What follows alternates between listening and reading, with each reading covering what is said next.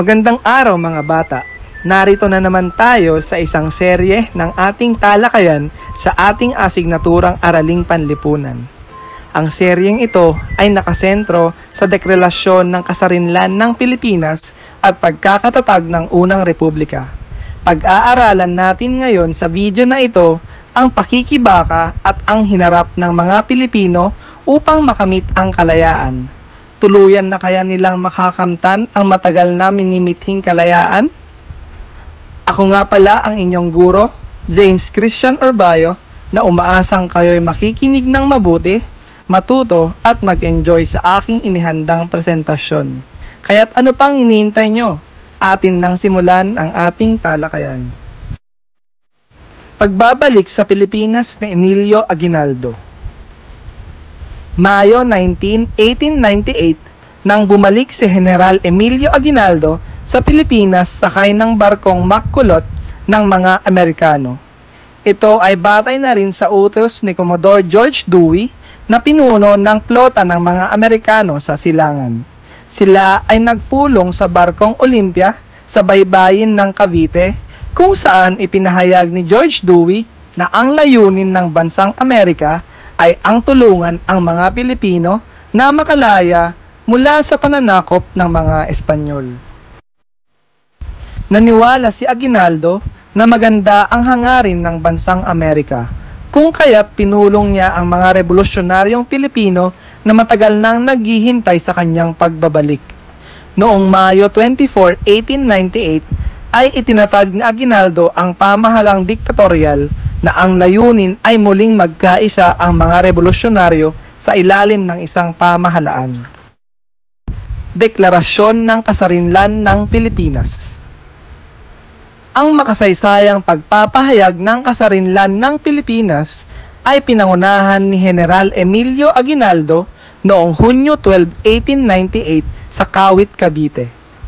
Ang dokumentong nagpapahayag ng kalayaan ng Pilipinas ay akda ni Ambrosio Rianzares Bautista na nilagdaan ng 78 katao kabilang ang kinatawan ni Commodore George Dewey na si Colonel L.M. Johnson.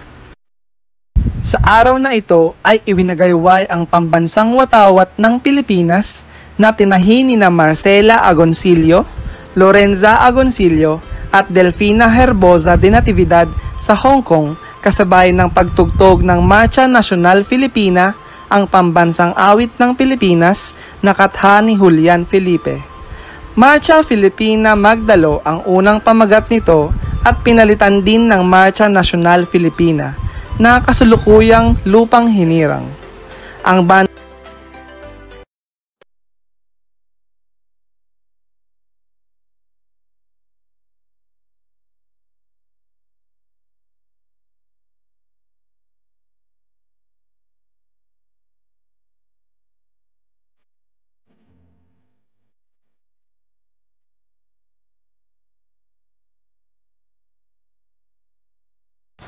Kongreso ng Malolos.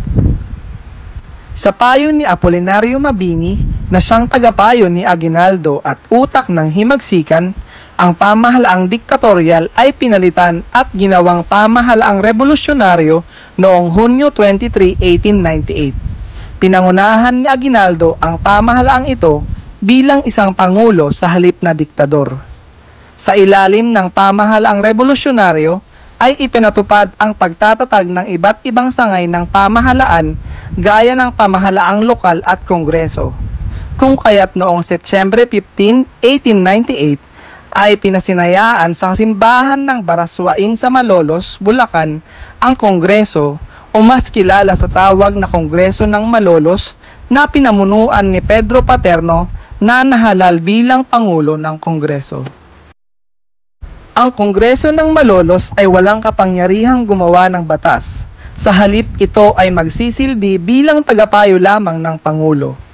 Sa ginawang tagapagtibay ng saligang batas ng Malolos, ay nagwakas ang pamahalang revolusyonaryo noong Enero 21, 1899 at itinatag ang pamahalaang republikano. Kabilang sa mga itinadhana ng saligang batas ay ang pagtatalaga ng kapangyarihang tagapagpaganap sa Pangulo, pagtatatag ng isang malakas na sangay tagapagbatas na binuo ng isang kapulungan, pagtatatag ng isang asambleya na magsisilbing lupon tagapagbatas sa tuwing walang sesyon ang Kongreso. Unang Republika ng Pilipinas. Ang pagtatatag ng Unang Republika ng Pilipinas ay pinasinayaan noong Enero 23, 1899 sa simbahan ng Baraswain. Higit na mas kilala ito sa pangalang Republika ng Malolos.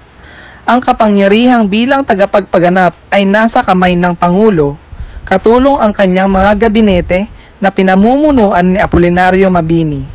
Nagsilbi bilang Pangulo ng Republika si Emilio Aguinaldo hanggang siya ay madakip ng mga Amerikano noong Marso 23, 1901 sa Palanan, Isabela na nagtapos sa Unang Republika. Ito rin ang Unang Republika na itinatag sa Asya at ng mga Asyano.